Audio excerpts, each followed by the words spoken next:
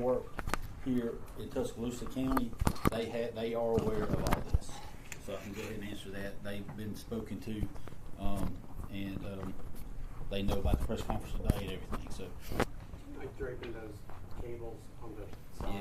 yeah. Let me see what I can do here. Would it help if is there something I could order for everybody that these could all hook to that would be better than hooking for a big camera? No? Okay. Oh, sorry. Everybody set? Yeah. Anytime, Jack. Okay. My name is Jack Kennedy. I'm a captain with the Tuscaloosa County Sheriff's Office, and I am the commander of the Violent Crimes Unit here in Tuscaloosa County. Today, we released some information about a case that the Violent Crimes Unit, that was at the time known as the Homicide Unit, began working in 1991. In 1991, a young woman was violently sexually assaulted in Tuscaloosa in the month of August.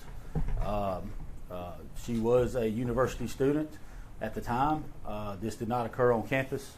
It occurred at a apartment complex away from campus.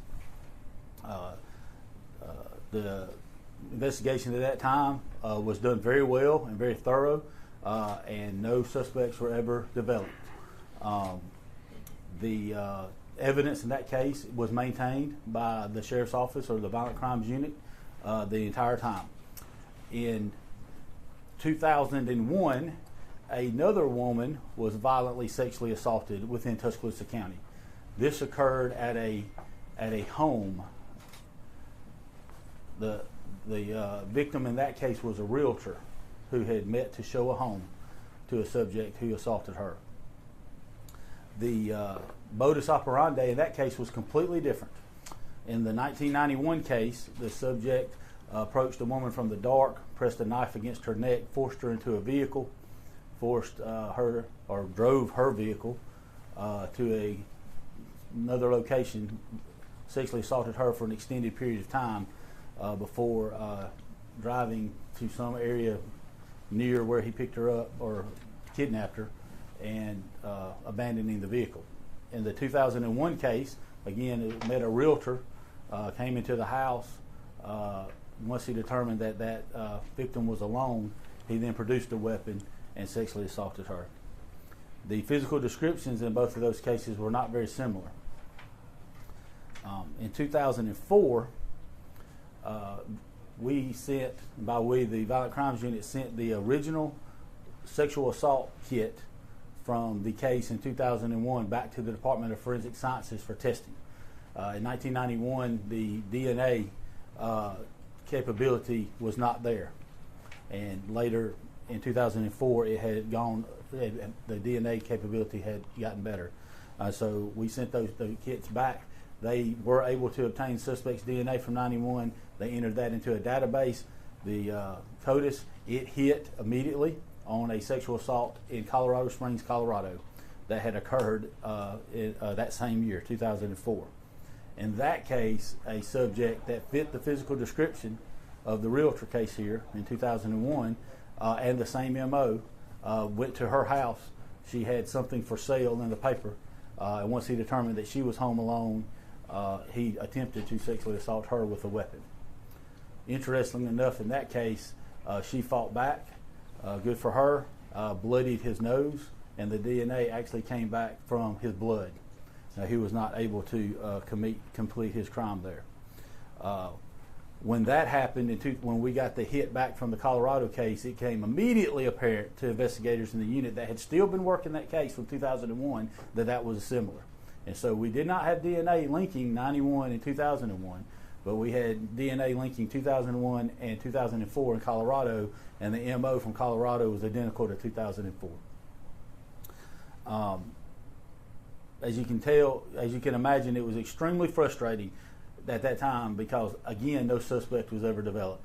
The investigators that worked on that, one of them being Captain Kip Hart at the city, who followed this case for many years up until this year, still met with me of the victims, worked it extensively. And by extensively, investigators from Colorado came to Tuscaloosa investigators from Tuscaloosa went to multiple areas in the country.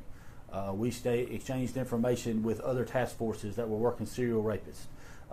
This DNA was looked at multiple times. The evidence was done. Multiple press releases were made. The amount of effort and work by multiple investigators in the Violent Crimes Unit over the last 30 years is incredible on this case, and I can't speak more for it there.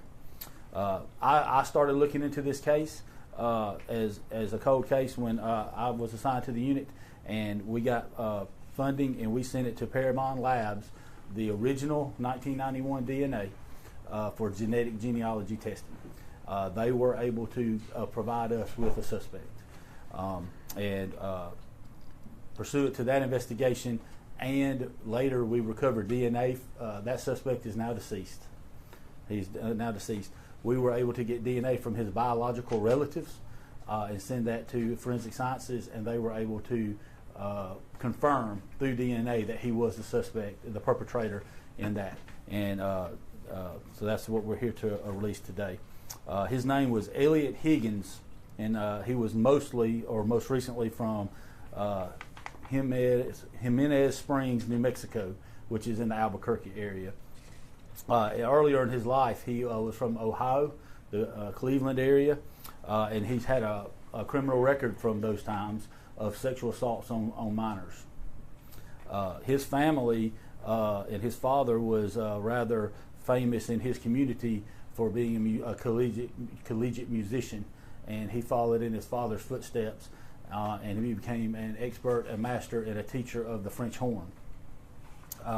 He was at different times in his life conductor of the Albuquerque Philharmonic Orchestra.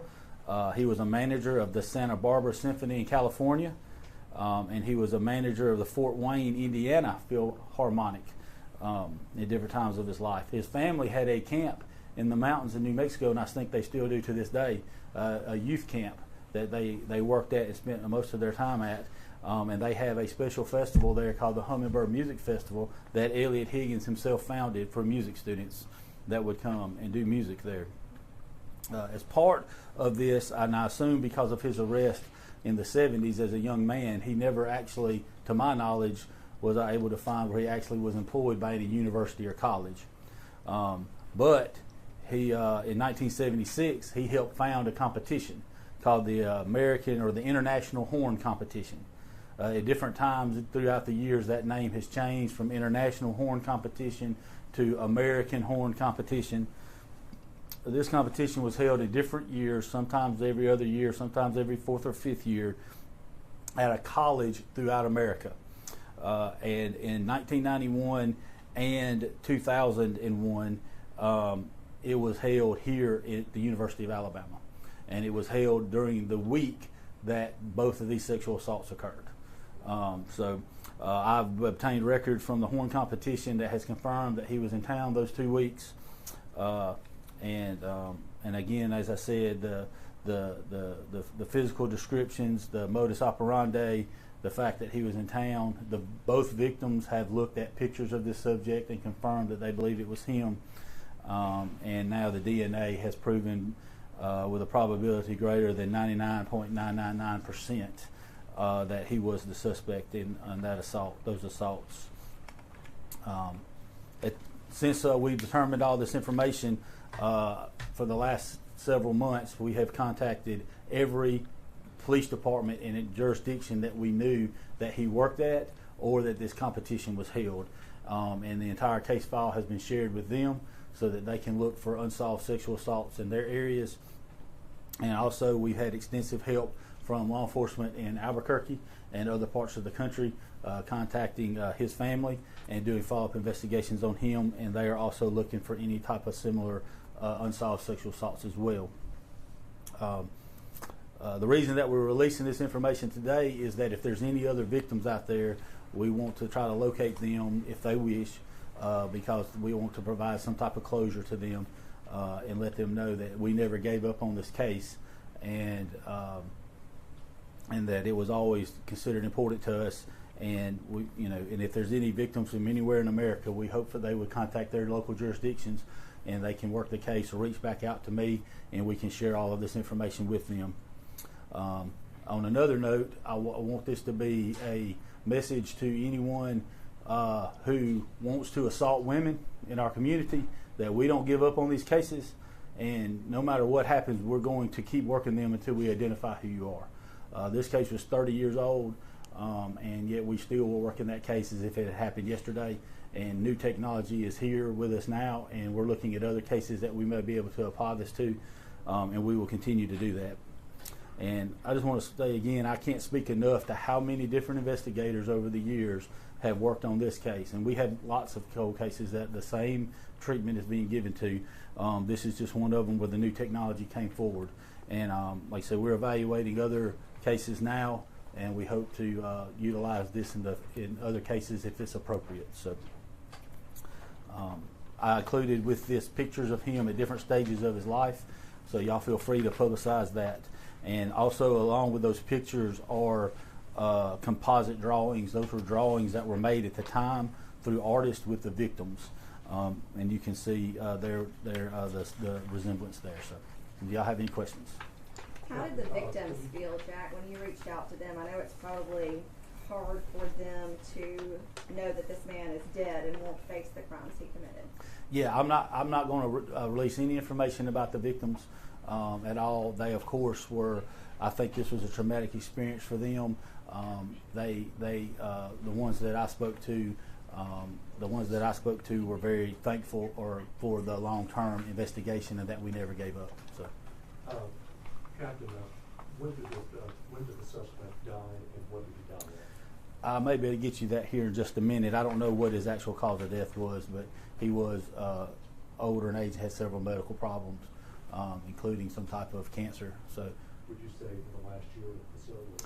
I believe, I don't have that right in front of me. It's not within the last year. It was probably within 5 to 10 years. 2014, I found his obituary. Is it 2014? Yeah.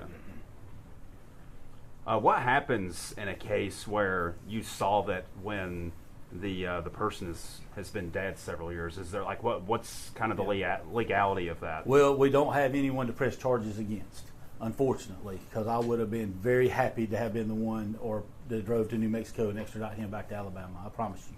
But we don't have anyone in this case to press charges against. So the outcome is what we're doing right now. So we're trying to contact as many victims as we can to let them know that we identified this subject. If there's any unknown victims out there that have cases, hopefully they can come forward so we can share this with them, just to let them know that this is who it was. He's no longer out there. He's no longer a danger to you or anyone else right now. And although he may have died, he didn't get away. We know who he is, and that's what we're doing right now. And hopefully y'all can help us with that. How many known victims right now? Right now we just have the 3 that are known. Any chance that maybe some of his family members or friends kept him in hiding all these years? Are you looking at that's been looked at. I'm not going to speak to any of that. We don't have any evidence of that. What's the likelihood that there are more victims from this family? I would believe extremely likely. I can't fathom how he came to Tuscaloosa and did a violent sexual assault, and then 10 years later he does another violent sexual assault. And by the way, part of his description in 2001 was that he appeared to have medical problems, had difficulty getting around. So these type of people are compelled to assault and compelled to reoffend. And the fact that he did them both times that he wasn't at home. Both times he came to Tuscaloosa, Alabama, he didn't miss. He did it. And then, of course, the one in Colorado Springs, he didn't live there either. So, the reason that I think that one of the reasons he got away for so long with this was that he gotten caught extensively as a young man. And he did some jail time. And I believe he learned his lesson there, and he didn't want to repeat that. And so he was at least a disciplined offender in and of that. He wouldn't do this near where he lived or resided, right? And he wouldn't do it against a victim that might be able to recognize or know him. He had the capability of going and visiting different places, and that's when he would do this. The victims that you've spoken to, what are they saying about this latest information that you now know who he is? Yeah, like I said, I talked about earlier. They're thankful that the case wasn't thrown away or closed, and that law enforcement followed up on it. And as for the trauma that they went through, we just hope this is some type of closure. So, Had he lived, what sort of time would he have been looking at just in the Tuscaloosa case? he would have got at least, I would assume, he would have been charged with rape, kidnapping, sexual abuse, among other charges. I would assume we would be successful in getting charges on those.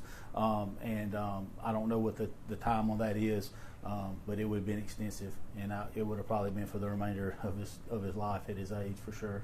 How common is it to, with Tuscaloosa County, to, I guess, work with other states in kind of these countrywide type cases? Yeah, it's not overly common, but it happens all the time. 2 weeks ago, we had investigators from California come and visit us, and we assisted them with a case that occurred in California. Last year, we had another group from Los Angeles come. We worked with a case there. Last year, I sent 2 investigators to Oregon to follow up with a case from Tuscaloosa. So, that's one of the strengths of the modern era, is that we have this ease of communication, ease of file transfer now with emails and digital methods, and we can work together quite well. And I can't speak enough about the investigators in the different states that I've worked with on this. They were crucial to this case. So the total, how many states included? Right now, the only ones that we've identified, or I've identified, is the 2 here in Tuscaloosa and the 1 in Colorado. Can you tell us anything else about the earlier in life sexual assaults that happened in the 1970s? Yeah, I don't know the specifics of those at all, but I do have criminal history on that. And again, those were in the early 70s. And they have particularly troubling titles to their statutes then.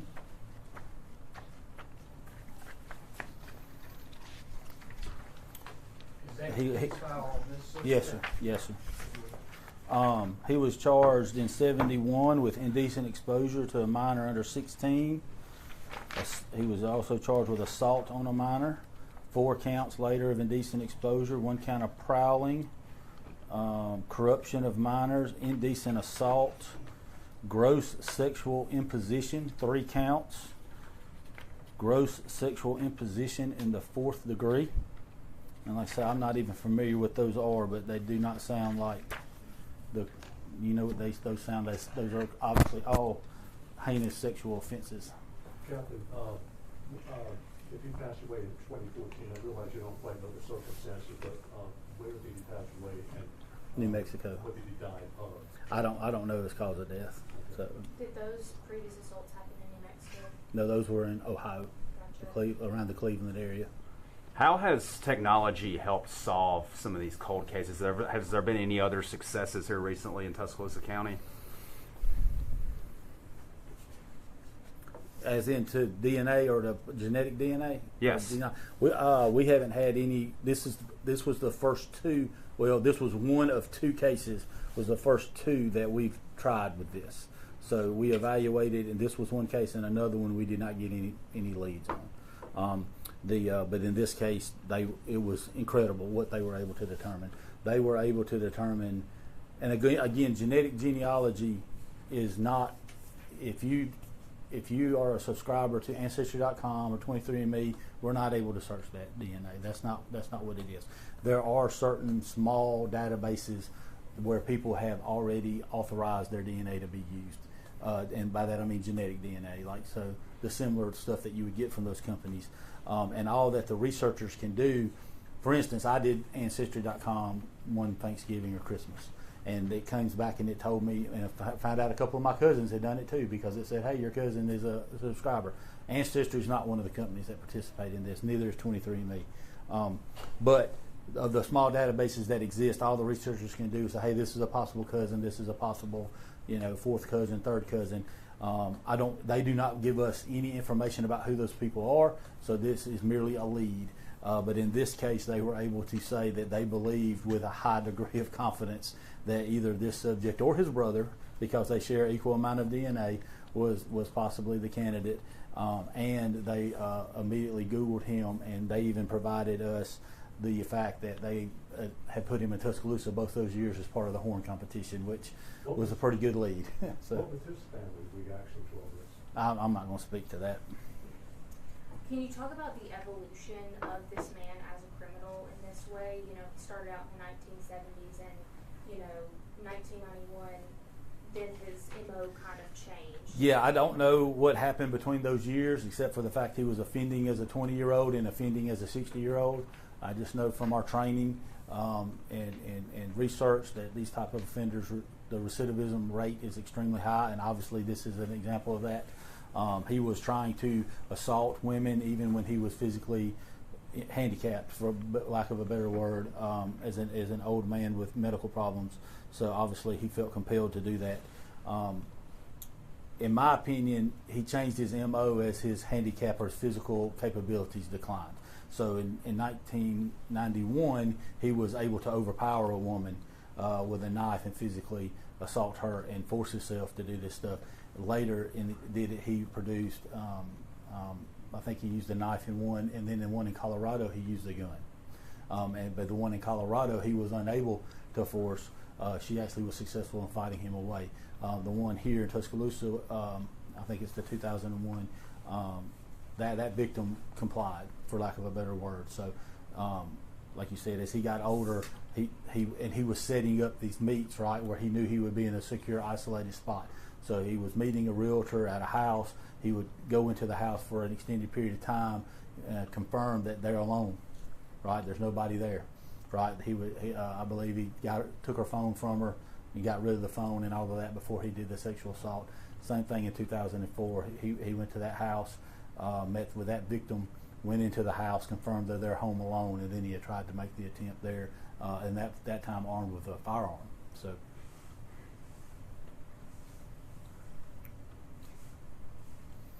Good. All right, I'll be emailing this out in a PDF format to everybody as soon as we get done. So.